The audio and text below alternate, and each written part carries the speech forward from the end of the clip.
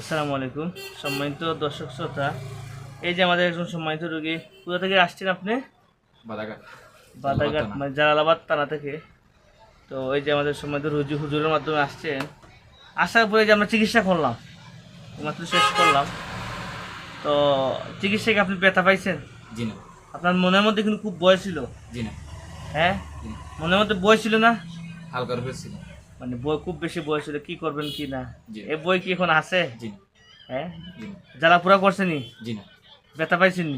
জি না। মানে স্বাভাবিক? জি স্বাভাবিক। এখন কি আপনার বই আছে এখনো? জি না, এখন না। আচ্ছা, এখন আপনার মানে ইজি লাগতেছে কি আগের থেকে নাকটা? যে ইজি লাগতেছে। হ্যাঁ, ইজি লাগতেছে। আচ্ছা।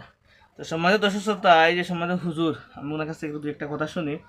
উনি পূর্বেও এক জায়গায় চিকিৎসা করছেন। তো আপনি এতগুলো উনি অনেক গাঁটাগাঁটি করছেন, আমাদের এখানে আসলেন কেন, কারণটা কি? আমি অনেক যে এগুলো আছে না, চিকিৎসা সেন্টার আছে না, এগুলা যোগাযোগ করিয়া দেখলাম ওনার এখন যেখানে আসছিলাম এই রুগী নিয়ে, ওনার চিকিৎসার মোটামুটি ফল ভালো পাইছি বা দেখছি ভিডিওর মাধ্যমে।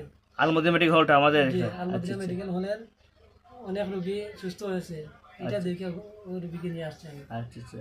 আপনিও তো এক জায়গায় চিকিৎসা করছিলেন, জি। তো ওই কাছে না গিয়ে এখানে চলে আসছেন কেন?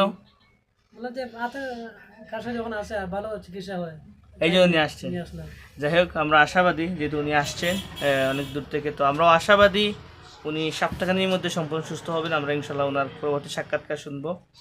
যেহেতু উনি চিকিৎসা এখন নিচ্ছেন, অলরেডি এখনই উনি বলতেছেন যে অনেকটা ভালো ফিল করতেছেন। আর যেহেতু হয়তো সপ্তাহখানির মধ্যে ইনশাল্লাহ আরও ভালো ফিল করবেন। যাই হোক, সবার জন্য আমরা দোয়া প্রার্থী যাতে সঠিক চিকিৎসা দিয়ে মানুষের পাশে থাকতে পারি। সবাই ভালো থাকেন, সুস্থ থাকেন। আল্লাহ হাফিজ।